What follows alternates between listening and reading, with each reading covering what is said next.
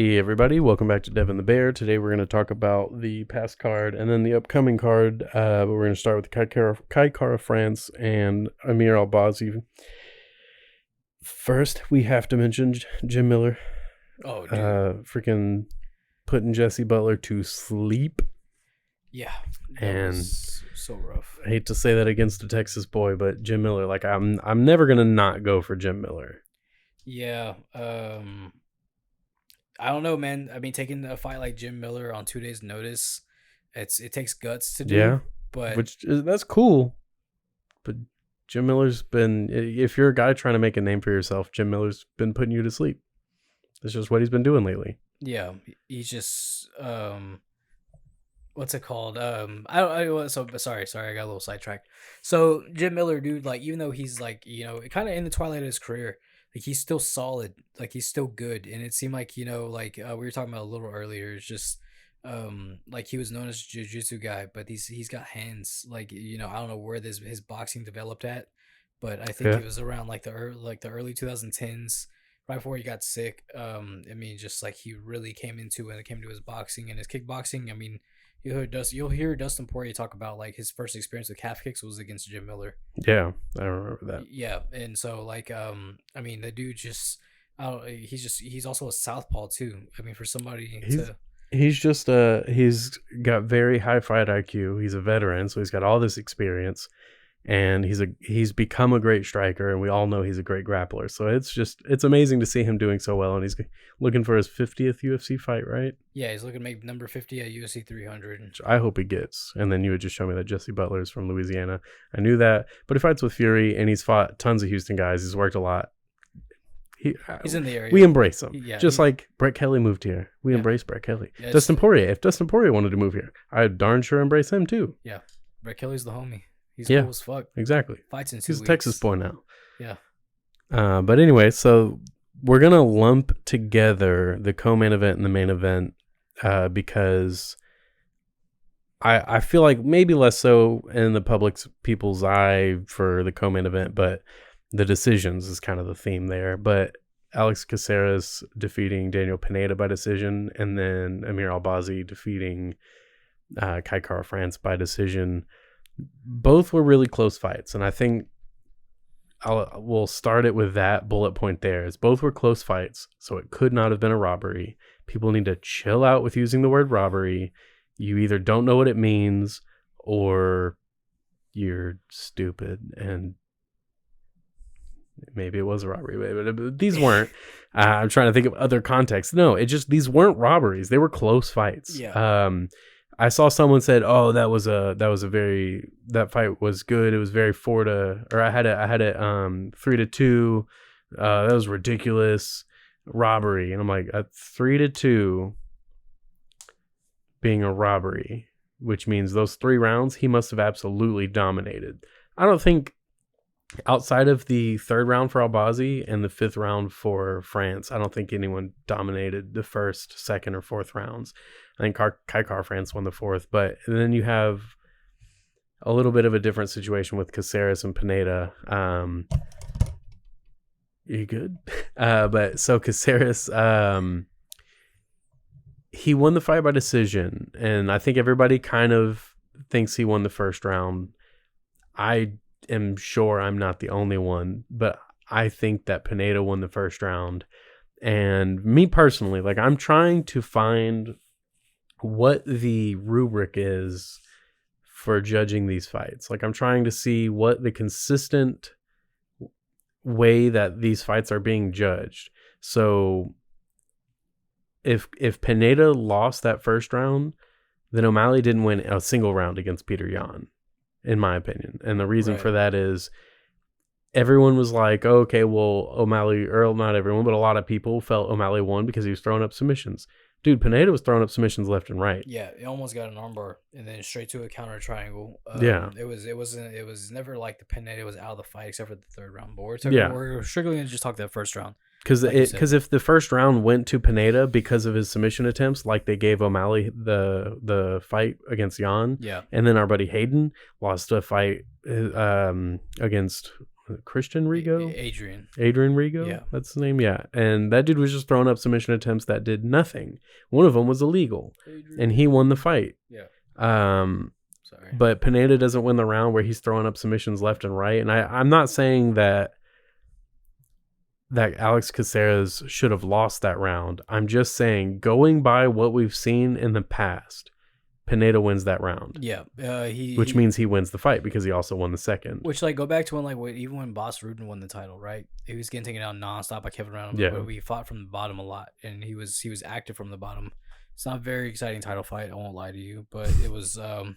I mean, just in case you just like go back and watch. I don't want you to watch and be like, well, fuck you, Devin. You made me watch a terrible fight. Like, I hate these guys. Unsubscribe. Yeah. Oh man, I'm just gonna unfollow them on everything. Assholes. You don't gotta do all that. Just tell me you didn't like the fight.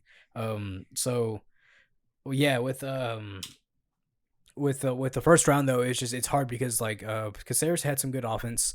I think whenever Pineda tried to go for a single leg, Caceres was throwing elbows. Yeah. But even whenever Caceres was on top, like he wasn't really doing anything significant while he was on top. Yeah, he didn't have a chance to because Pineda was being more offensive. And he had him in positions where Caceres knew, because Caceres has very good jiu-jitsu. Yeah. And he competes also in jiu-jitsu and some fight pass cards.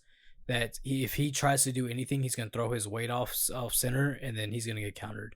And I was really impressed with Daniel Pineda's transitions in his jiu-jitsu in that first round, because like I know him just for being a stand-up fighter. Yeah. And so when I saw that, I was like, damn, you actually have some pretty slick moves. Like it was cool to watch. He's very good, and it sucks to see him lose.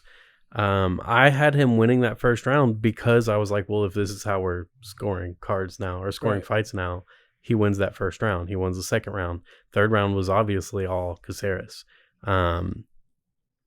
But I don't understand the inconsistency there. Is it control time or is it offense? Which one is winning the fights? Yeah. And then the same could go for Albazi and Kai Kara France. The first round, I think, is the one that could go either way.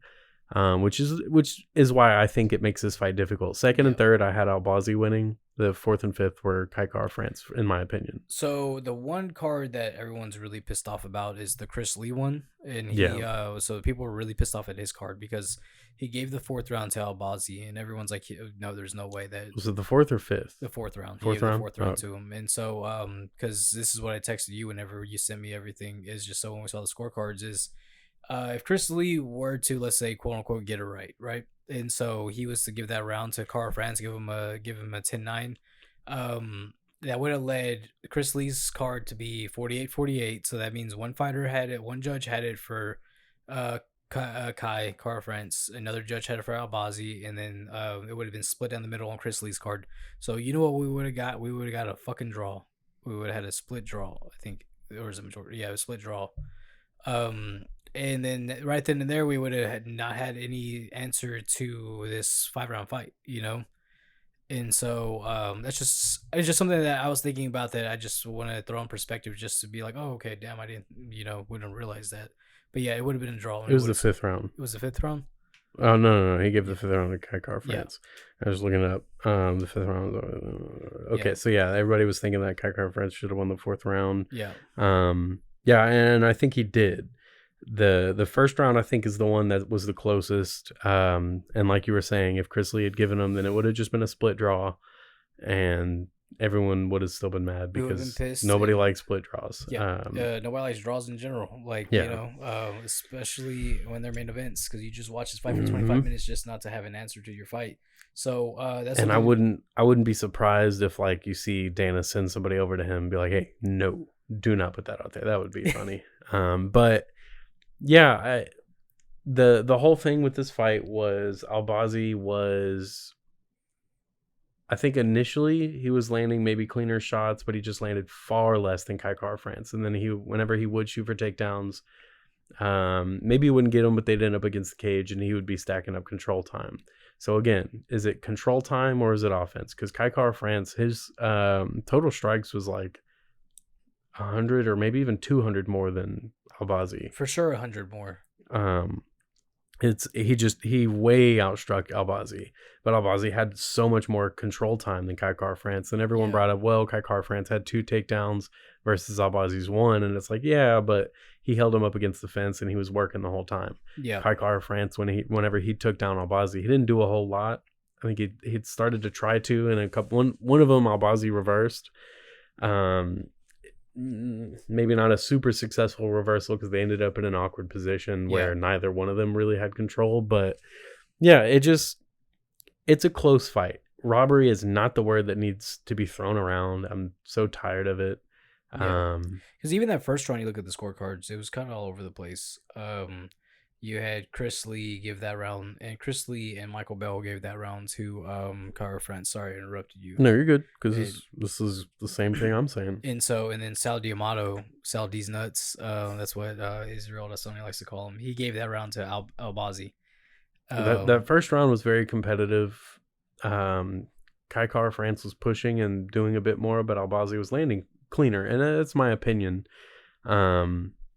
And I'd have to go back and watch if I really wanted to have a good opinion. And so when it comes to it, so for sure, Albazi won the second and third round.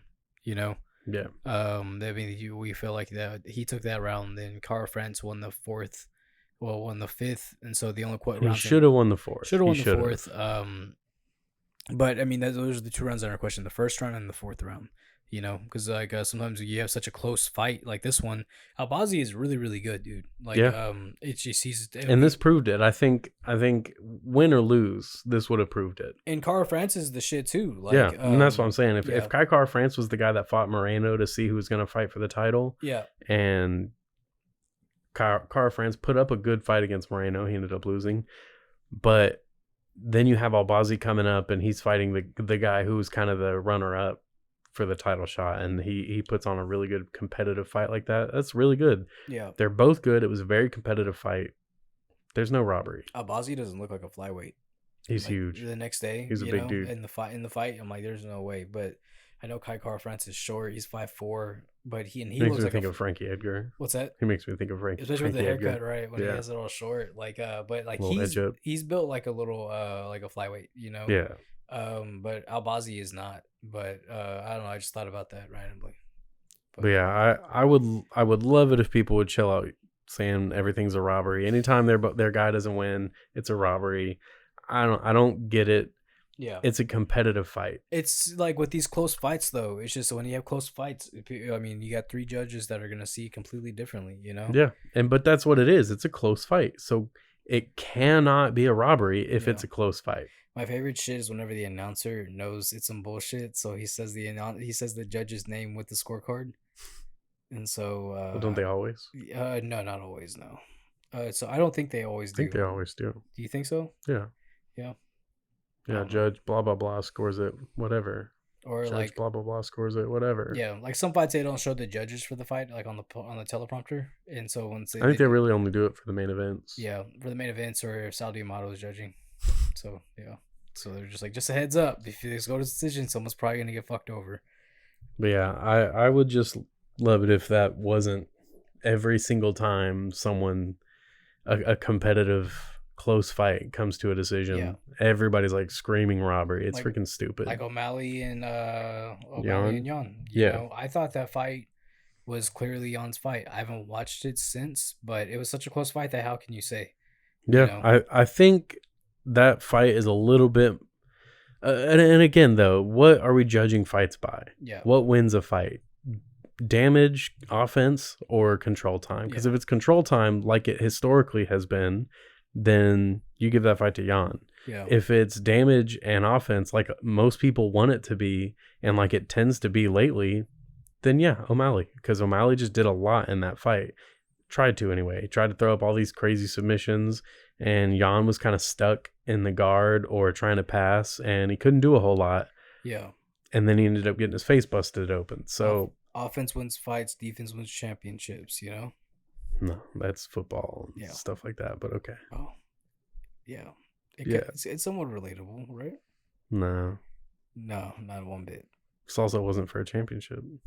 I'm taking it literally just to be annoying, but So, but yeah, no, I just but I agree with you though, and this is something we've discussed is um like what exactly are the winners in fights? Like what winning things are going to what winning things are going to win a fight? That sounds fucking stupid, doesn't it?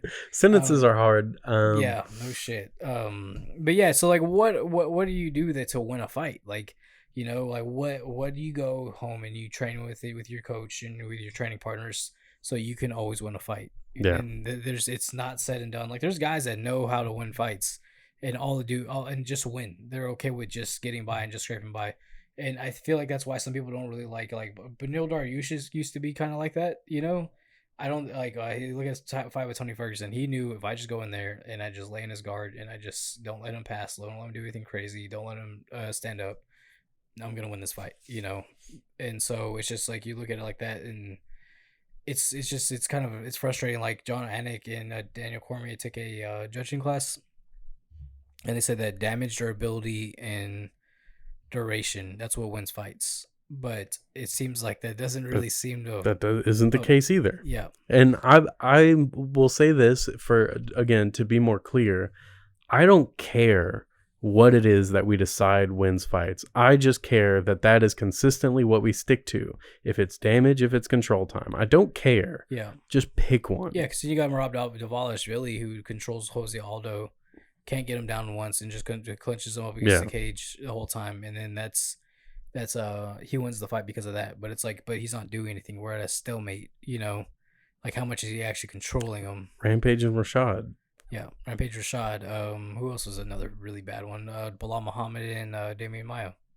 Good Lord, yeah. Yeah. So it's just it isn't good to move back and forth on such an important topic, because that's someone's career. Yeah. If they lose that fight, it could be their career. So I think if that gets figured out, and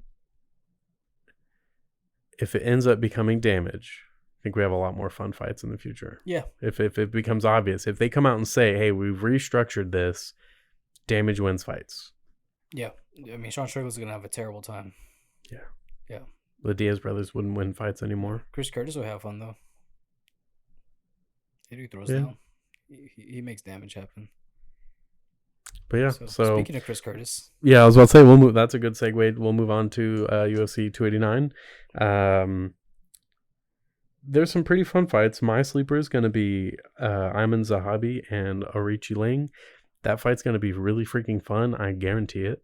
And if it's not, Devin can punch me in the stomach. Okay, is that a gentleman's agreement? Yes. Cool. Heard it here. Okay. I'm very excited for that fight. I like both guys. I think Zahabi.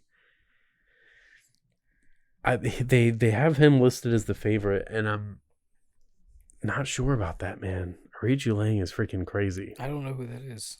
Dude, he's fun. Check him out. The Mongolian Murderer. That's a cool fucking name. Yeah, it is.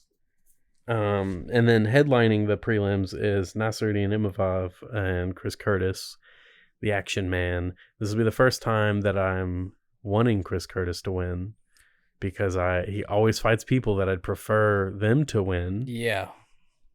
Just like Gregory Rodriguez. Yeah.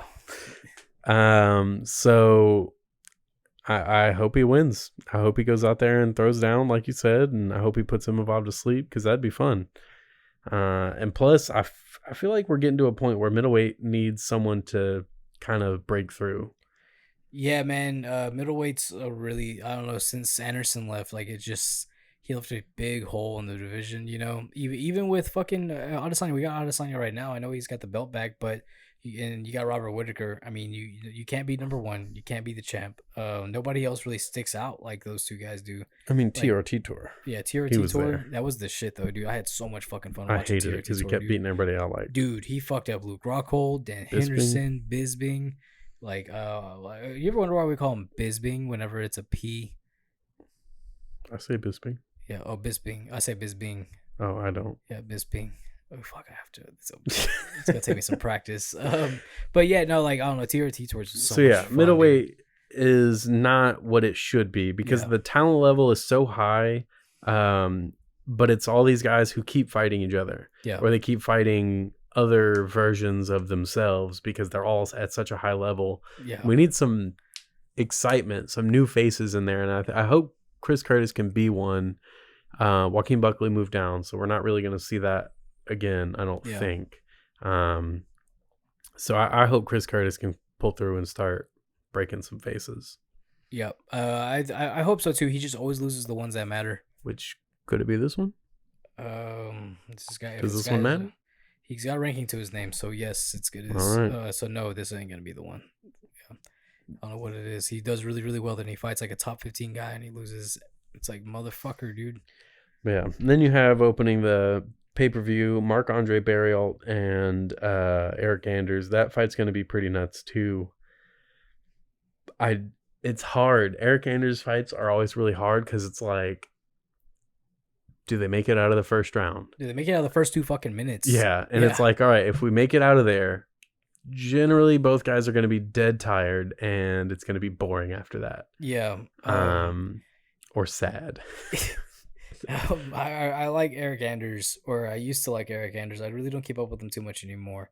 But just that's because it's like his fights became the same. Like they're fun, don't get me wrong. Like I have so much fun watching his fights, but after 2 minutes he's gassed and he looks like he's about to throw up, and then like he loses, and it's like for somebody being a pro athlete, and on top of that he played college football, like he's been an athlete it's probably his whole life. He basically passed up an NFL career for this. Yeah, and it's like, man, dude, like I don't know what's going on, but your conditioning is just not it. And I get that fighting is hard, and I mean I'm obviously not in shape to sit there and talk about that kind of stuff, but guess what? I do a podcast with my buddy, so we're gonna talk about this shit. So yeah, just it's frustrating to watch because it's like you're such a fucking fun fighter and you could probably give some guys some problems in the top 10, but because of your conditioning, like because his power is crazy, dude. Like he has fucking fun power and he's super durable, but his conditioning just always shits out, and it sucks to watch as a fan of his because it's like you should beat that guy. Like I don't know why you're losing, you know. I think Marc-Andre Barriault is Barriault. I think he is the perfected version of Eric Anders. God. He is a great striker. He hits just as hard, but he's also pretty decently well-rounded. So I don't see Eric Anders winning this fight unless they just sit there and swing at each other. Yeah. It's probably gonna be a little fucking throwdown, and I'm okay with that. I don't want to see that shit. If it gets a little technical, I think Eric loses that fight. Yeah, I mean, if the pace depends what kind of pace Barlow comes out with. The pace is going to be crazy, I think, no matter what. Unless they both go in there and they're too respectful of each other, the pace is going to be pretty intense the whole time, I would imagine. Yeah, it's gonna be really back and forth, but like you kept referring to see our movie reference I was gonna make. Oh, Blade Runner. When you kept referring to like Eric Anders finding a better version of himself. Oh yeah. Because the way that he fought when he first came into the UFC is the way Barriault was fighting when he came into the UFC, and it's whoever was first is the better version of whatever. I don't care. Yeah. It's gonna be a really fun fight. Again, if they go in there and try to fight. Now, if they go in there and they're like, I need to win this fight, I don't need to get knocked out, might be boring. Eric Anders, I doubt it. I really doubt it. I will give him that. They both are. Okay.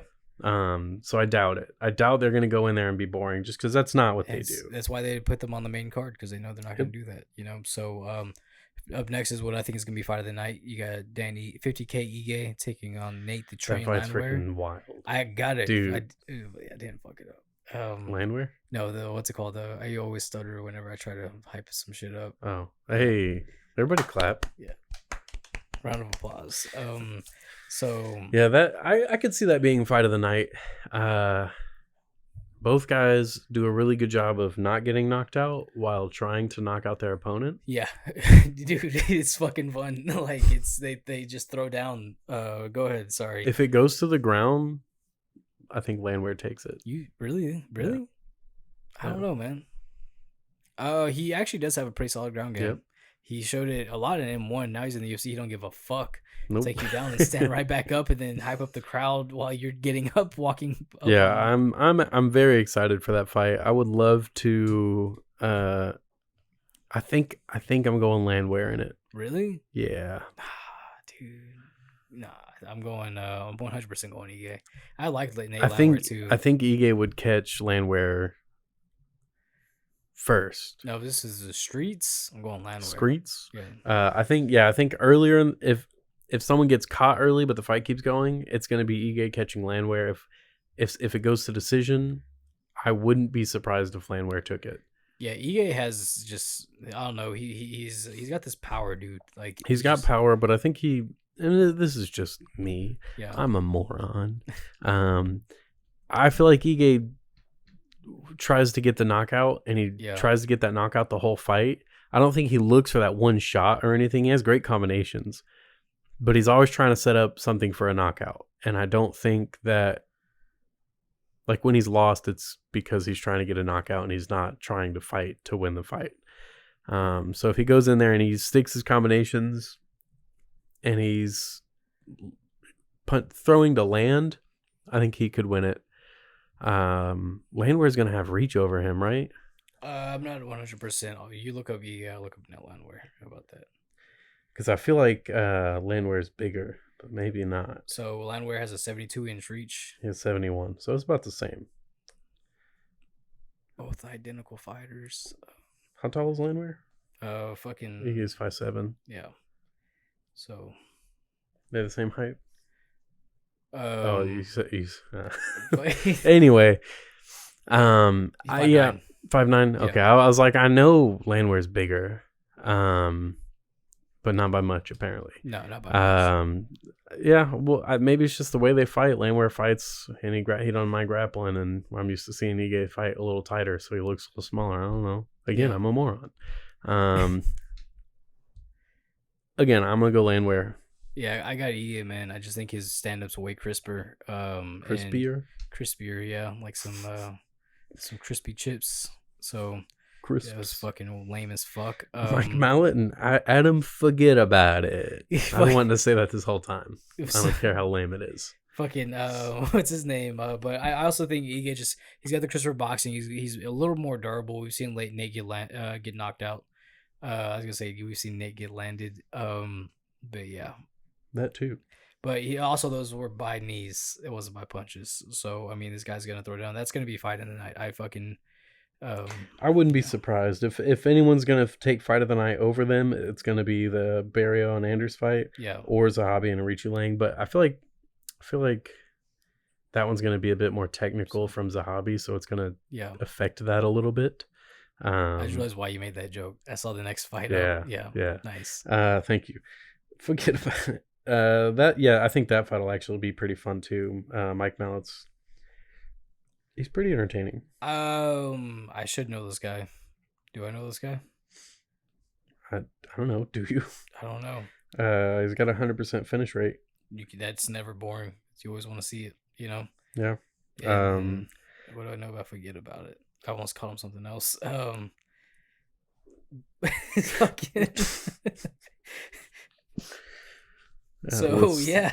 laugh on our own time. Yeah. But yeah, so that fight should be very fun. But I really feel like that fight could have opened. It should have been on the prelims, in my opinion. Not in a fucked up way, but just because it's like, you think Chris Curtis should be on the pay-per-view? 100%. But I can see like that. I think because he's always in a fun fight. Yeah. I forgot it's June. I can't make jokes like that right now. But July, I got you though. So you got fucking what's his name? Adam, forget about it or forget. He's 9-3. He's got but most of his wins are by knockout, which is always exciting. We love watching that. And he has 3 losses, 2 by knockout, 1 by decision, just to kind of refresh you on who that guy is. Yeah. So yeah, and then the co-main event. Yeah, Mike Mallet. I don't know. The fucking. Let's talk about the co-main event though. Okay, I need to talk about the co-main event. I'm zoning out really. Charlie Olives is taking on Beneil Dariush. Beneil Dariush should be fighting for the title, but I digress. I was trying to give him a short nickname, but I was gonna say Benny Douche. And I was like, let's not fucking call him that. He's a really nice guy. I think he should be fighting for the title. But I feel like this is almost like fighting for the title. Damn near. Olivares had the title taken from him, and then he fought Islam and didn't get it. Um, it wasn't given a rematch. I don't think he needed a rematch because it was a finish. Yeah, it was a finish, and he wasn't ever winning the fight. You Yeah, know. and I don't think we need to just constantly do rematches, even though they seem to always do that with everyone else. Yeah. But Oliveira is still a champion. He may not be the current champion, but I think he will, for his performances, he will always be a champion. Yeah. At least in the people's eyes. So I think if Dariush can go out there and even if he just controls Olivares, that's got to be such a hard task to do. Controlling Olivares without getting submitted. How the heck do you do that? You don't. Like, that's going to be such a hard fight for Beneil. But this is what he wanted. This is what he deserves. Big fights like this. Yeah. And if he beats Olivares while being in Olivares' guard, going and fighting Islam is going to be different. But I think they're the same level of difficulty. Yeah. So I feel like Beneil Dariush's best way to win is going to be to get him up against the fence and just dirty box. 100%. But then you got to worry about Charlie's tie. Yeah. That's going to be tough. But also, Charlie doesn't really fight on the back foot very well. I don't know if you noticed. No, but if you get in a clinch with him, yeah, he's great in a clinch. Yeah. So you put him up against the fence, and then you just get him like just tight up against the fence. I mean, just pressure him. I think that's gonna be Beneil's way to win. If he goes to the ground with him, he's got to worry about very aggressive jiu-jitsu. If he stands up with him, he's getting pressured by Charlie. Then he's got to worry about getting knocked out now. You know. So I think that might be one of his keys to victory, but I could be totally wrong, and I'm okay if I'm wrong because this is MMA. Shit happens. Yeah, that's what I was going to say. Is like, dude, it's MMA. I don't care what anyone says. I mean, if you go look at these things historically, I'll be honest. A lot of times when we pick our fights on here, we're just doing it to have fun. Yeah. When we sit outside of here and talk and make our predictions, or specifically when we're watching fights, we're calling things. We do a good job. Yeah. We know what we're watching. With MMA, there's no way to know. It's so hard to be good at predicting what's going to happen. So it always feels really nice when it goes exactly how you said. Oh, dude, yeah. I was talking with somebody about that the other day, actually. And they're like, how right are you usually? I was like, what do you mean by right? He's like, you call everything spot on, like exactly how you thought it was going to go. I was like, well, I would say like 30%. He's like, okay, so what about like fighter correct? I was like, I'd say like 60%, 60 to 70. Yeah, if we're making our picks on verdict, I don't care. It's not my money's not in it, so I don't care. Yeah. Oh, I learned the hard way. My money can no longer be in it. But yeah, like I don't know. I've noticed though, like I feel like when like we're shooting the shit, this is kind of how I'm shooting the shit right now. And that's we make better picks. Yeah, that's what I was saying. Yeah. Is when we're on here, sometimes I make picks just to go against yours. Yeah. And same, like whenever we post our picks, like sometimes I'll pick, I'm like, I'm not really, maybe I'm not invested in the fight, or maybe I can't pick. So I'm like, who would Devin pick? I'm going to pick the opposite.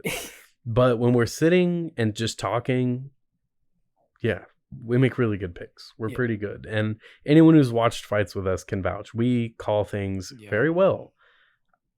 This fight, or any fight, is going to be very hard to call because I feel like at any point, and I agree, I think this fight is going to take place again against the cage a lot. Yeah. And it's going to be Beneil more often than it's going to be Olivares. But at any point, Olivares could throw up a submission. At any point, he could throw up a knee or an elbow, and it's going to completely change the fight. Yeah. So it's really hard to predict something like that, like this fight. Yeah, it's like with this fight, like I can see this fight being really exciting, or really just kind of like, all right, it's 11 p.m. I'm pretty sleepy now. I hope it's not 11 p.m. when this fight's going on. Yeah, so it's just it's no disrespect to any of these guys. Beneil Dariush can throw down, but something that bothered me recently was when Dustin Poirier was doing an interview with Ariel Helwani. And he's like, so why didn't you take the Dariush fight? And he was like, it just didn't give me goosebumps. Like, I just don't think he's gonna throw down how I wanted like to throw down. But Gaethje will. I was like, yeah, Gaethje will, but it's also because Gaethje's not gonna go for a fucking takedown. You know, Dariush is gonna go for a takedown. I don't know. I just didn't really care for that because it's like they're talking about giving Dustin a title shot. Beneil Dariush was talking about this because he said he said how the UFC said A lot of he said she said going on right now. UFC said that what's his name, that they see Dustin Poirier as number one contender, but if he doesn't want to fight Benil Dariush, who's gonna wrestle him, what's he gonna do against Islam? Yeah. Yeah. Islam's just going to get a rear naked choke on Dustin. Again. We all know it. Yeah. It's just like, damn, dude, you lost 3 title fights to the same choke. And I love Dustin, but I 100% believe that's what would happen. Yeah. Just because he is consistent in the way that he gives up his back. Yeah. And he's done it twice. So I just, in the same exact fashion, I just see that is what would happen again. He could 100% finish it on the feet in the first round, the opening minute. He could 100% do that because it's MMA and that's what happens. He hurt Khabib. Not many people get to say they've done that. Yeah. If any. I think there's like one other person. Unless you're the best, worst fighter of all time, Michael Johnson. Yeah, I was about to say. Yeah. You said best, and I was like, and worst. Oh, okay, yeah. Okay, I know what you're talking about now. But yeah, Benil deserves it. I get it if people don't like it, but it is what it is. I'm a fan of Benil, just like I'm a fan of Bilal Muhammad, and they've been earning it this whole time, and they don't get any credit and no respect. Yeah. And so it is what it is. Main event time. Amanda Nunes and Irene Aldana. Yeah. I'm excited for that fight. I don't know if a lot of people are. Aldana walks out to Avenged Sevenfold, if I remember. Yeah. Maybe she'll walk out to a new song. I would love it if she walked out to a new song. Yeah. That would be so freaking cool. You should message her. And their new album. So good. Yeah. Or you're married, I'll message her for you, just like a song to pick. It's so hard to like go against Amanda Nunes. Yeah. But I think I mean, how can you not? I think I'm gonna, for the sake of, let's get a new champ. Yeah. Amanda Nunes needs to go back to the champ thing. I'm tired of the double champ because we get so much clogging in divisions that way. I forgot that the fucking, what's it called, was still a thing. I would say make her pick one. Yeah, definitely. I completely forgot all about the featherweight division. Yeah. So there's not even official rankings for it. She needs to go back to that division. Yeah. I mean, and not that I think she doesn't belong. It's just we need new faces. We need fun. We need something. And I think Aldana is that. And yeah, have you ever looked at the women's bantamweight top 10? No. Do you want me to read it off to you real quick? Not really. Okay. You can, but fucking okay. Champ, obviously, Amanda Nunes, Julianne Pena, Raquel Pennington, Holly Holm, Caitlin Vieira, Irene Aldana, Yana Kunitskaya, Penny Kayanzed, Macy Chiasen. Yeah, I'm at number 9 now. Okay, Carol Rosa, Myra Buena Silva, and yeah, that's it. I mean, I don't know, man. The women's bantamweight division used to be the shit. Even like when Rousey was around, like beating Kat everybody. Zingano, yeah, Liz Carmouche. Yeah, Liz Carmouche. You had Misha Tate. Even like a while, and this is back whenever like Amanda Nunes and Valentina Shevchenko were still prospects. They were doing good shit. It was fun to watch them, but like I don't know what is with this division anymore though. It just lacks, like heavy. We don't really like. They're like it just doesn't like fans aren't attracted to these fights anymore. With these with this division, you look at the women's strawweight division, or you look at the women's flyweight division. Now that there's a new champ. Say okay, there are more eyes on that division right there, but the 115 division is just it's fun. It's a fun division. That's definitely the most fun. Yeah, I just with this women's bantamweight division, it needs something, and maybe it needs Amanda Nunes to just run through everybody again to inspire someone else. Like you look back at the what's it called, like the flyweight division back when Mighty Mouse was champ. And it was like, besides Mighty Mouse's fights, like no one gave a single fuck about that whole division. But look who it inspired. Yeah, so many people. Yeah, like I guarantee you, without Demetrius Johnson, we definitely don't have Henry Cejudo. Yeah, we don't have Kai Kara France. Like it's sometimes you need a reign of a champion. And look, do we have Kamaru Usman without GSP? I doubt it. If people want to disagree with that, let us know. Yeah. If you want to disagree with anything else on this 39-minute and 28-second episode, let us know. Let us know in the comments. Follow us on YouTube and Instagram and TikTok. Yeah. We have a TikTok. I forgot we got a TikTok. Yeah, you run Yeah. that. Y'all take care.